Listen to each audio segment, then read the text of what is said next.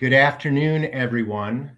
My name is Jim Chilson. I'm Director of Communications at the Citizens Utility Board, and welcome to another edition of CUB Live. We've got a very interesting show. I wish I had better news to share during this show, but it's all about what will ComEd and Ameren charge for electricity this summer. And unfortunately, we have some bad news.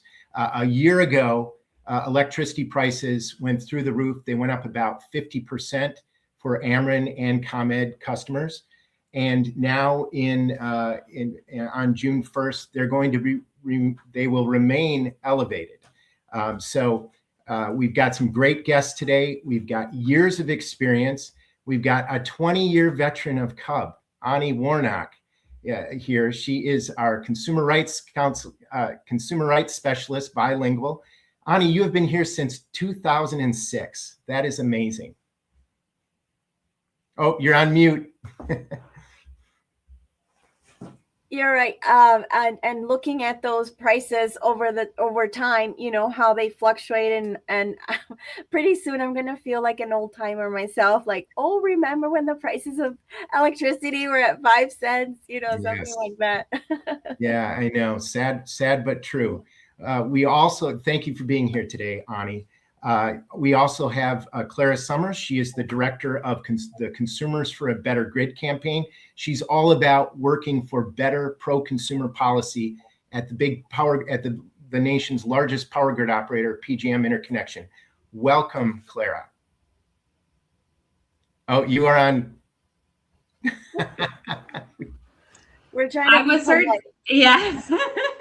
I was certain that I had managed things, but I should have checked when Ani spoke. Thanks for having me. And I cannot claim being an old timer at CUB like Ani. I joined the team 3 years ago, but it's a great team to be a part of. I'm really proud of the work that CUB does, and it's important work and clearly needed more than ever because the costs that are coming down from the grid operators like PJM onto our bills are a major component of why prices are rising. Yep, and we thank you for fighting the good fight. And you sure come with a wealth of knowledge. So that's right.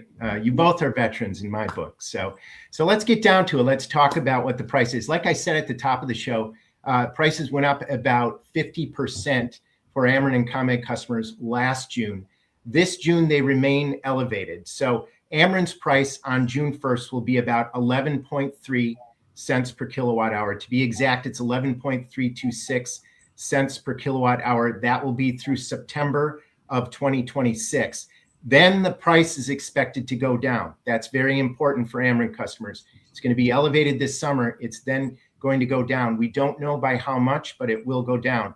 But unfortunately, that summer price is about 29% higher than what you're paying now for electricity if you're on Ameren's supply price, and it's about 39% higher than June of 2024. So this is just a recent thing that's been happening with electricity prices going through the roof. They've been up and down in the past, but more recently there are some specific reasons for why they've been up over the last 2 years. We're going to talk about that.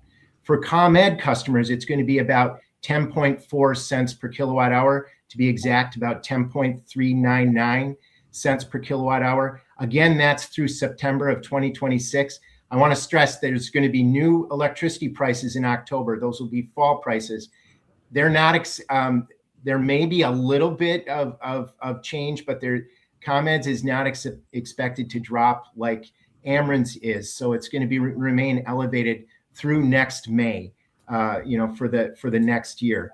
But unfortunately, ComEd's price is about 7% higher than what you're paying now for electricity. And again, it's about 50% higher than what you paid for electricity in June of 2024. So why are these prices going through the roof?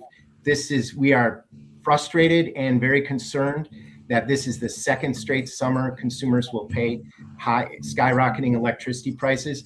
A big reason for this is something that a lot of people have never heard of, and that's that there is a component of the supply price of electricity called capacity. We're going to talk about that more. Well, that price has gone through the roof, and a big reason is because of soaring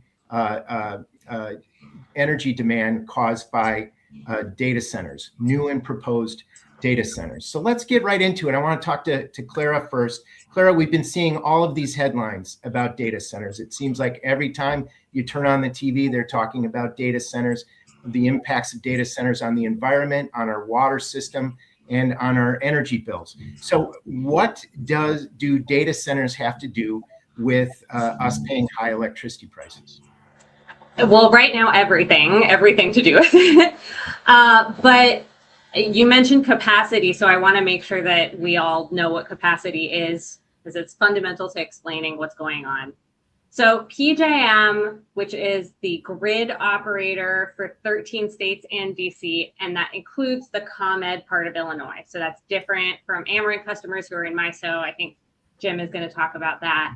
But so in the PJM region, PJM, the grid operator, manages this capacity market. And that is essentially long-term planning to make sure that in ideally 3 years ahead, our projection of how much electricity is needed is going to be met with enough generating supply of electricity. So PJM puts together what's called the load forecast.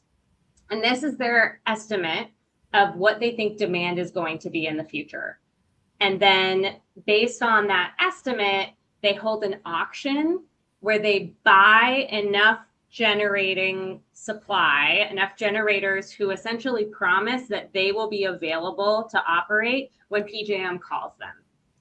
And so that means that we're buying for like the maximum demand we expect. Data centers have incredible amounts of electricity demand. So they are driving up the load forecast that PJM is putting together. Yeah. Some of that is real just because data centers really are truly energy guzzling. One data center alone can use the equivalent of like 100,000 homes, for example, and that's just a mid-sized data center. Some of these data centers use the equivalent as an entire city. So there's a lot.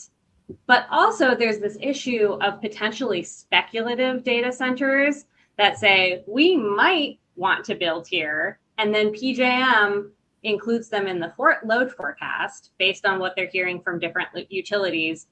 And that might really reflect one data center who's going to build, or it might erroneously count the same data center 2 or 3 times based on how many regions how many utility zones the data center is shopping around in.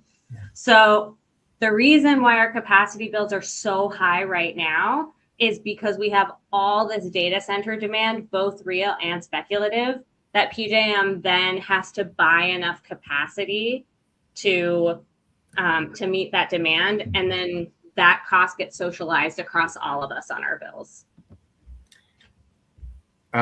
Thank you, Clara. I appreciate that. Couple things. Capacity has always been so hard for me to understand. It's been described to me as reserve power. It's the power. It's that we want to make sure that we have enough power on those incredibly hot summer afternoons. Everybody's cranking up the AC. Factories are humming, and so these are payments. Capacity is basically payments we make to these big power generators to make sure for the promise that they'll have enough power on hand when demand goes through the roof. People are always amazed that not only on their electric bills do they pay for the power they use, but the power they may use someday, and that's capacity. For most customers, it's not a separate line item on bills. It's just embedded in the price for electricity. So this can be really mysterious for people. But as Clara said, the demand for data centers, even data centers that aren't even built, which is amazing to me. And people are always amazed that we're paying these high bills because of the data center demand, even data centers that don't actually get built. But that causes energy demand to go through the roof. That causes capacity prices to go through the roof. And voila, this is why we're paying these high electricity prices in the summer.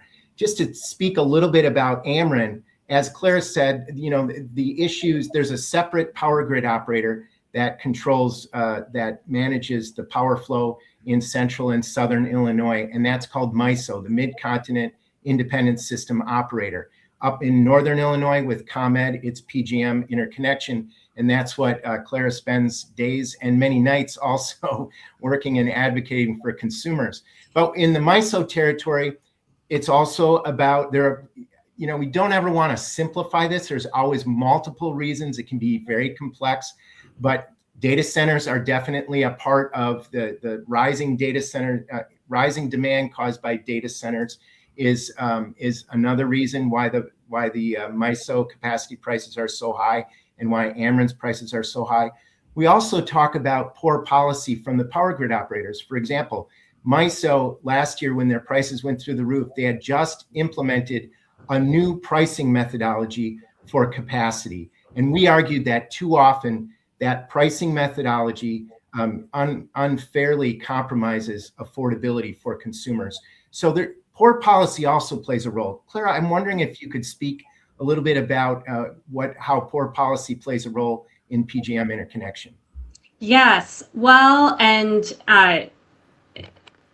to give people a sense of scale and bridge from the data center conversation, over the past 3 capacity auctions, the data centers have, both real and speculative, have accounted for 45% of the capacity cost. So that's, data centers are almost half of the jump that we're seeing. That has boiled down to $21.3 billion out of a total $47.2 billion cost. So it's really significant. And we're paying those costs. And we're paying those costs. They're being socialized across all of us right now. So that's the data center component. But in economics, we talk about supply and demand all of the time. Right now, demand is really high because of data centers. But there's the supply side to it too. And this is where, Jim, you were bringing up for policy. For years, PJM froze what's called the interconnection queue. And this is the line for new generation resources to connect to the grid and start serving all of us. So PJM got a backlog of so many generators that were interested in building. Some could have been speculative, some were speculative, and that contributed to the backlog. But essentially, there was a buildup. It didn't get managed quickly enough. And so PJM froze the queue for several years and said, we're just going to process the backlog. And in the meantime, no new generation can join the line. Just last month in April, after years of the queue being closed, I think it was 4 years, that's when a new tranche of generation resources were able to come in. And this is, so if you're hearing about wind projects or solar projects, battery projects, gas, any sort of generating project that was new over this time couldn't join the line to connect to the grid. So when you have this years-long delay of not being able to get new generating resources online to meet that high demand, of course, prices are going to spike. So one of the things we at CUB have been advocating for over time is improvements to the interconnection queue. We're glad to see it reopen. That makes an enormous difference. And there are still things that PJM can do to speed up the process. What it has been doing so far over the past few years while the queue has been closed was to create special one-time fast tracks that we did not find to be very transparent in how they were selecting projects.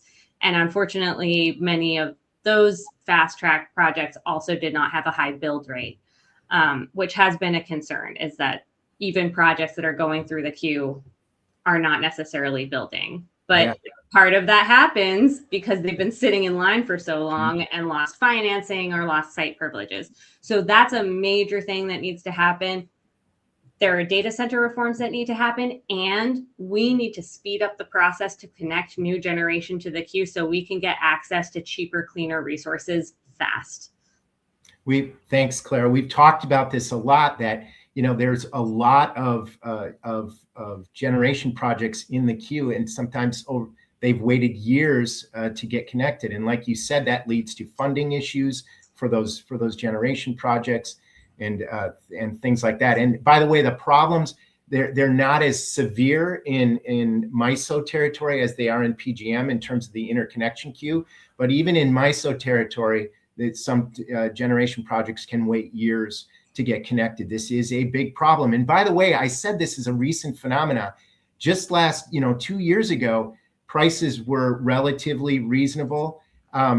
This has become more of an issue with the 50% increase in electricity prices last year, prices remaining elevated now. For a couple decades, energy demand was relatively stable on the grid, and that has all changed with these data centers. The AI, artificial intelligence, generative AI, has caused quite a huge increase in electricity demand. As Clara said earlier, these just are energy intensive processes, and these data centers can use as much energy in a year as a medium-sized city. So this is a big problem. So David has been in the chat, has been patiently waiting. He asked about what are they doing to provide a solution. And I wonder, Clara, what can consumers do, and what are some of the solutions that we have put forward? I'm wondering if you can talk about how we can bring about change at the state, federal, and at the power grid level. Yeah, it's a great question, because one of the things about this issue is that there are solutions. I think lots of times in these technical spaces, it's trying to figure out what are the solutions. We know what the solutions are. It's a matter of political will.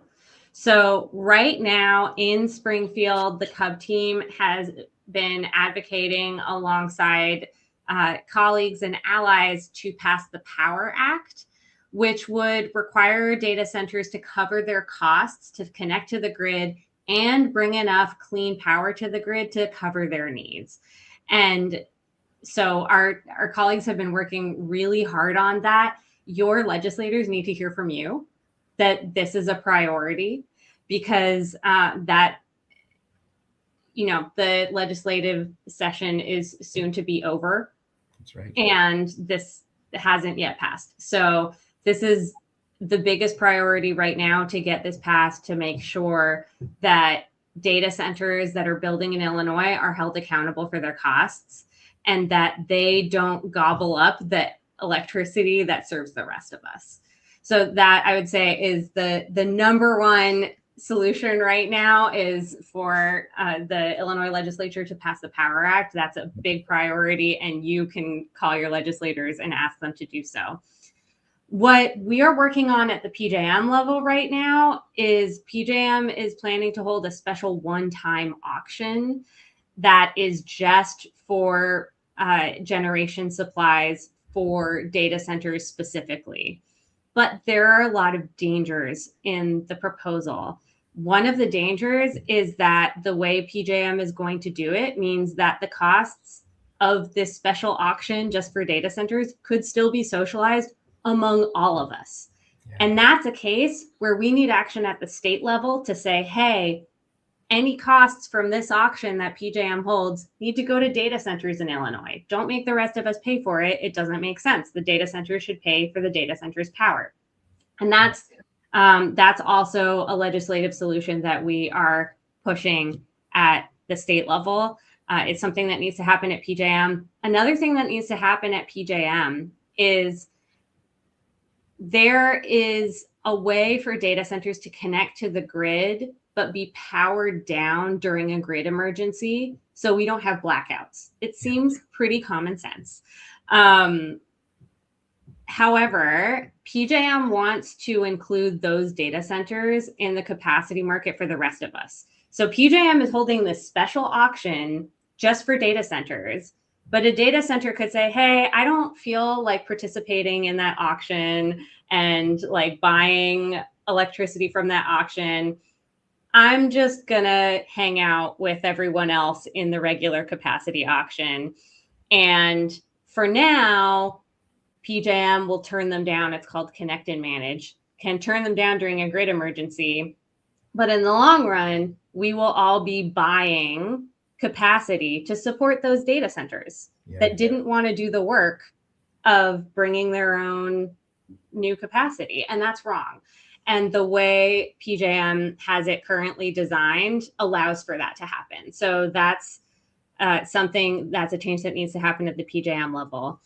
At the federal level, there is also legislation that CUB supports called the Power for the People Act that was introduced by Senator Van Hollen. And that legislation would direct the Federal Energy Regulatory Commission, or FERC, which is the regulator for all of these issues, to create rules to ensure that data centers are paying for the transmission upgrades that they are causing. It would require states to consider rate classes just for data centers. This is a really important thing. The state having a special category for how data centers pay their utility costs. That's a normal thing. Industrial users of electricity have their own class. Commercials have their own class. Residentials, we all have our own classes of utility charges. And so this would have the states create a class just for data centers. Mm-hmm. And it also would require utilities to use better information in the load forecasts that we were talking about earlier. That was great. That was amazing. You summarized all that. I appreciate it. It's all about making data centers pay their fair share. We talk to a lot of consumers. They are beside themselves. They are appalled that they're paying higher energy bills because big tech, these very wealthy data center companies are not paying their fair share. These are common sense guardrails, that will allow economic development, but at the same time, just protect customers from these just terrible increases that we've been seeing.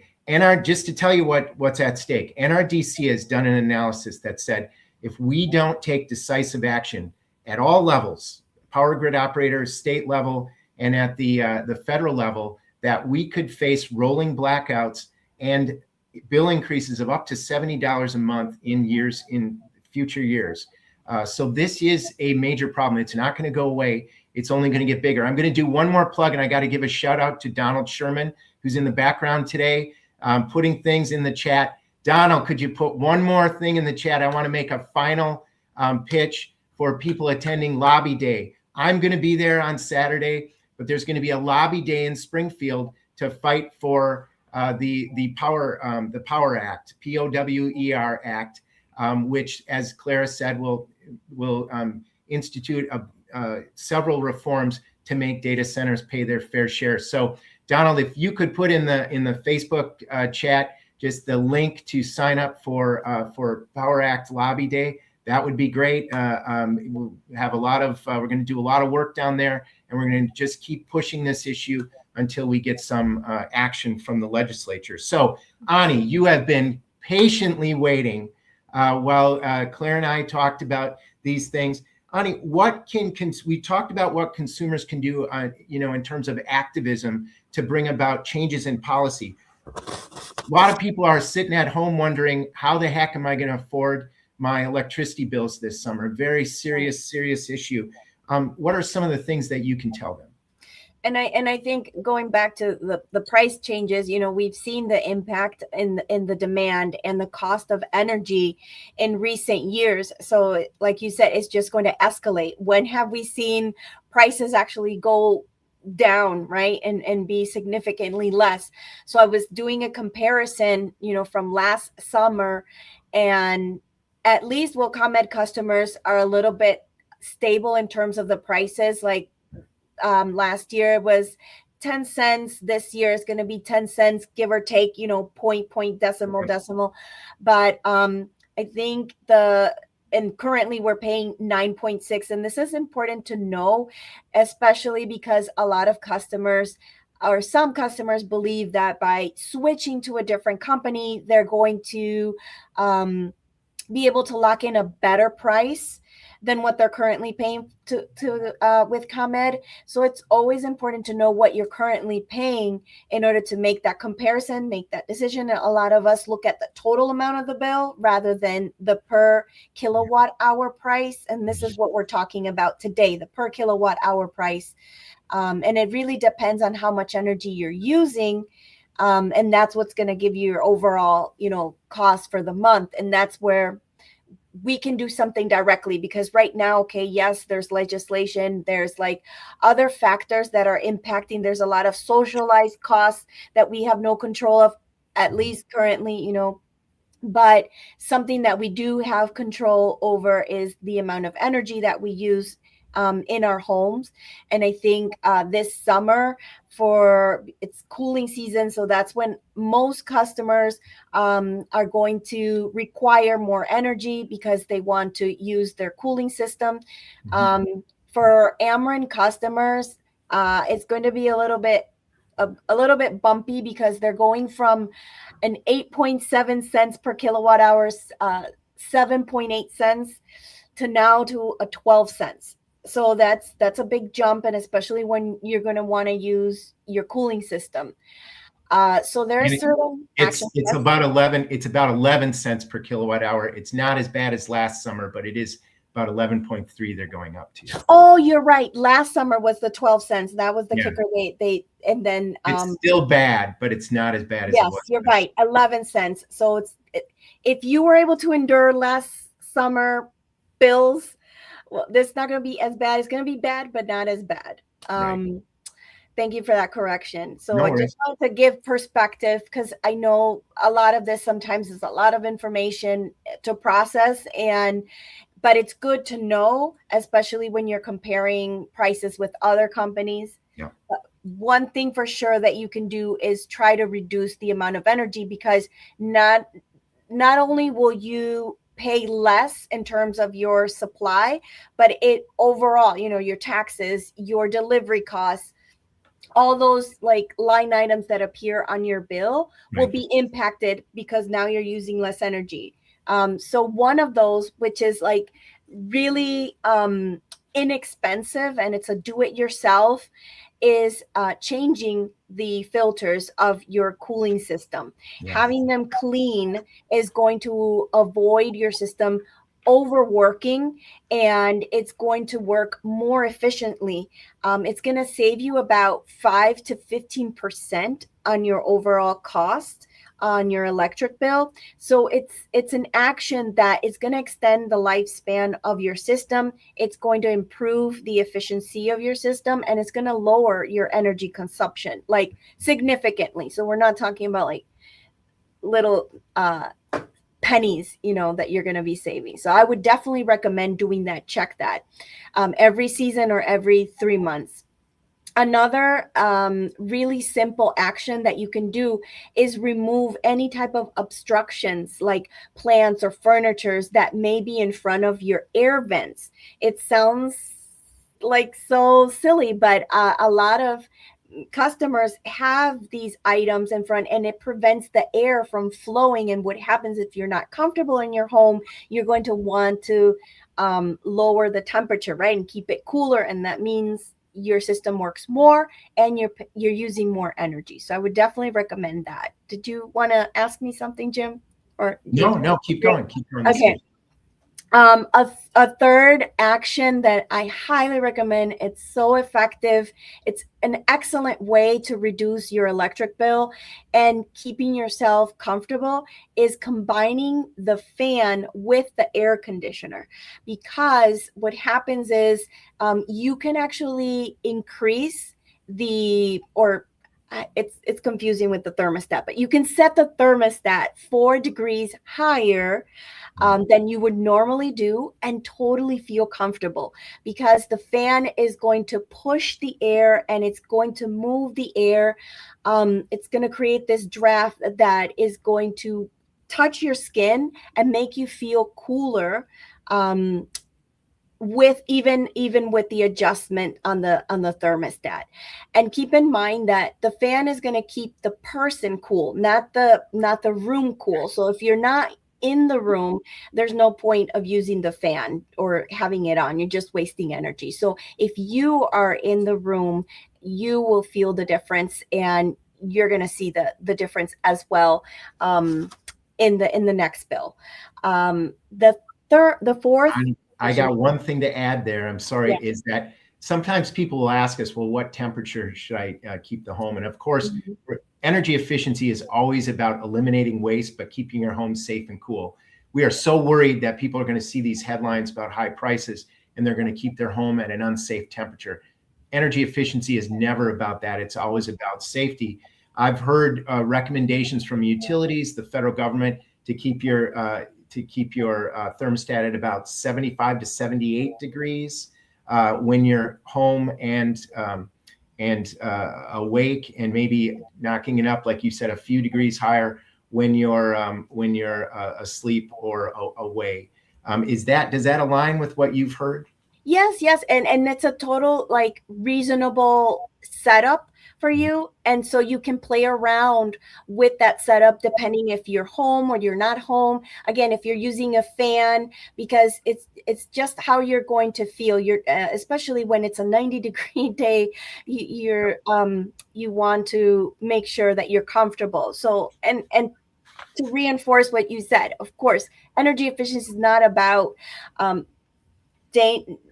like unsafety practices, and these are all recommendations that are like easy to do. They're completely safe, and they're definitely going to impact. That's why I chose them. They're the most effective, and you're going to see the impact on your bill overall. Okay. I wanted to move on then. The next one is weatherproofing. Yeah. A lot of times we may have the best system running and the most efficient, but it's not compatible with your home because you might have a lot of air drafts. So it's important to make sure that you weatherize any type of air leaks that you may have in the attics, like bypasses or any air leaks in the basements, and you can use spray foams or caulk. Another entry point that's very common is in the windows, the cracks on the wall, and as well as the doors.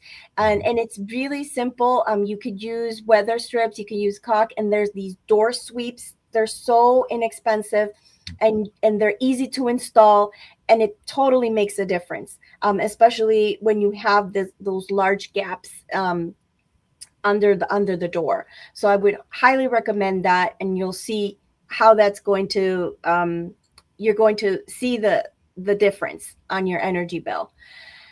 Another quick one, which is the fifth one, would be to optimize your water heater. If you set it up at 120 degrees, you're basically in the middle.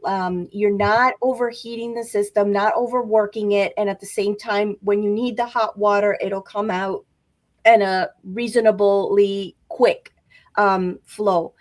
And the last one, I don't know how expensive or how much of an investment this will be, but if you are thinking about blocking heat from the sun, I highly recommend installing cellular blinds or honeycomb shades. This type of technology, it works where it's going to block the heat because of its shaped cells. They trap the air. And they create like this thermal barrier. So like if you can put them at least in the windows that are facing south, facing west, that's essential. And you can see a 60 to 80% reduction in energy usage. Wow, that's amazing. And all of these things are reasonably priced or free, to do, including, knocking your thermostat up a few degrees. These things are all accessible and doable, and that's what I like about them. Again, it's not going to erase this price spike, unfortunately, but it can help soften the blow of this price spike. I have a few other things to say, Ani, unless you had more. No, I just wanted to thank David that you were commenting that some of these tips were helpful. So if any other comments, we're more than welcome to hear them. And David actually also has a question. I would like to talk to anyone about a solution to the Chicago area and ComEd without solar, meaning things you can do without solar panels on your home. I think that's what David is asking. Is that your understanding, Ani and Clara, what he's asking? So there are a few other, yes. Okay, so great question. I don't have solar panels, but there are some things you can do in addition to energy efficiency. There's also a program called Peak Time Savings, where you can get a credit on your bill. It's not a very big credit, but it is a credit on your bill for reducing your energy usage during certain peak times of the summer. That's one program. Another program, which is great because it allows consumers to enjoy the benefits of solar power without having to put panels on their home. These are for people who live in an apartment, people like my home, which has too much shade, can't install solar panels. You can get involved in community solar, which allows you to subscribe to a solar farm somewhere in your utilities area, like the ComEd territory. It would be for you because you live in the Chicago area. So as somewhere you could subscribe to a portion of a solar farm, and you can get credits on your bill. And right now, all of the community solar offers are offering savings. So Donald has been putting in things in the chat. There's an article about ComEd's power price in there. We have a link to solarinthecommunity.com. That's a special website that we created that gives you information about community solar and actually includes a chart that we just updated with all the different community solar offers out there. So I would say community solar is another opportunity that you have to lower your bill. One other thing I want to talk about, Clara talked a lot about changing policy. That can make a difference, and it's actually making a difference for ComEd customers this summer. As bad as the price spike is, and it's bad, I'm going to be paying those high bills too. I don't like it, but it could have been even worse. But there is some policy that was created about 5 years ago called the Climate and Equitable Jobs Act, which is actually going to be giving consumers in June a penny per kilowatt hour credit on their bills. And it will be giving consumers a credit. We expect it to give consumers a credit throughout this summer. And that's because consumer advocates like CUB negotiated a provision in the Climate and Equitable Jobs Act that said whenever energy prices are high, there was a charge on bills that would go to support nuclear power plants in Illinois. Whenever energy prices are high, that charge turns into a credit for consumers. And that has led to a huge break for consumers during this high price time.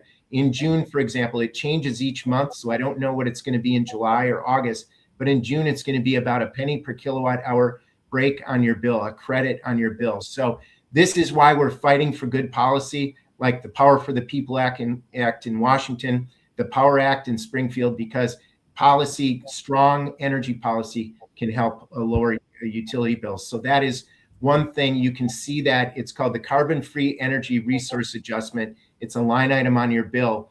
This month in May, it's been about 6 cents per kilowatt hour. It's huge. It's not going to be nearly as big in June, but it's going to be about a penny per kilowatt hour. So that's going to give consumers a break.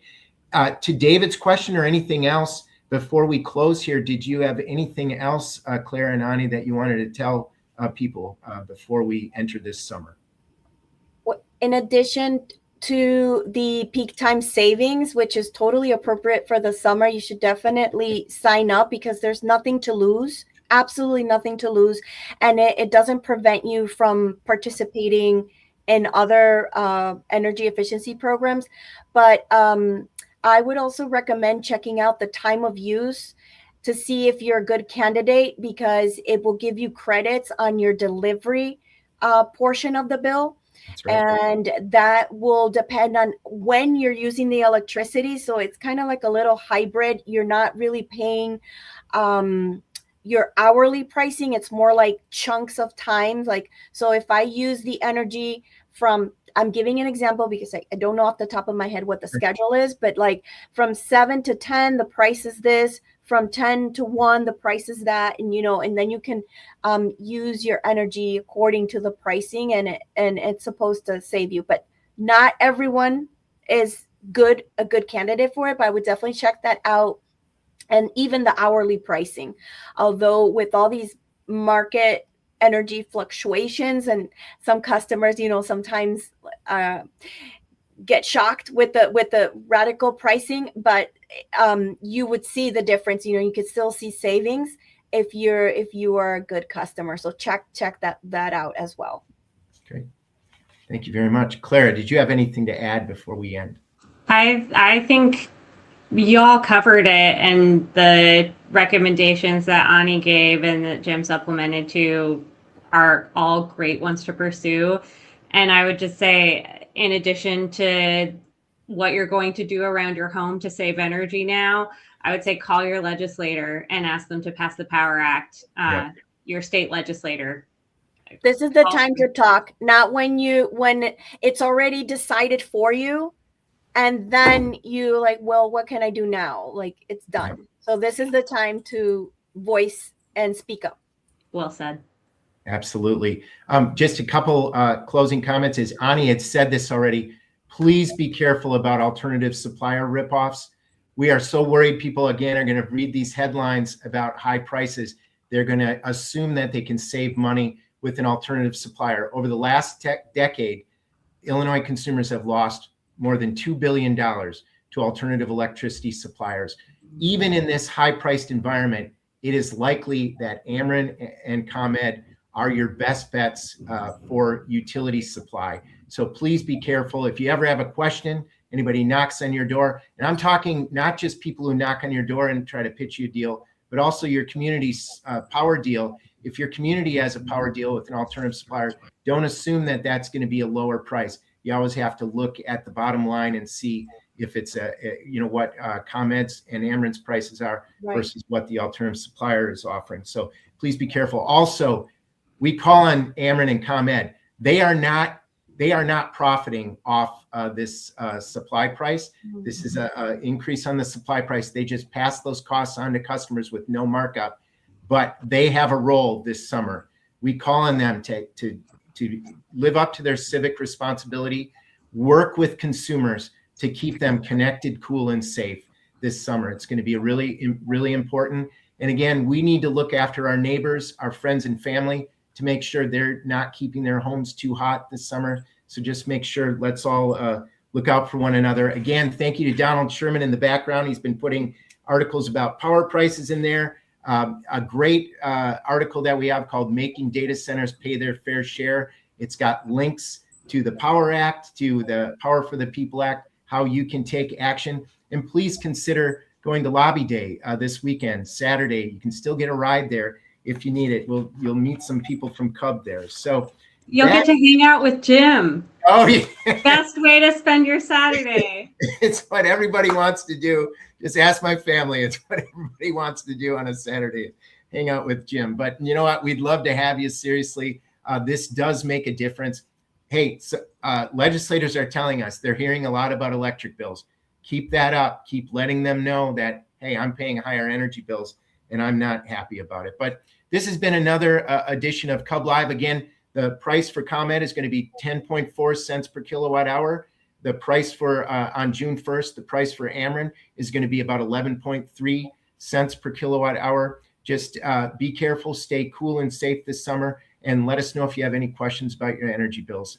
Ani, thank you so much for giving us your expertise. My pleasure. Sarah, thank you so much. We really appreciate you. Keep up the good work.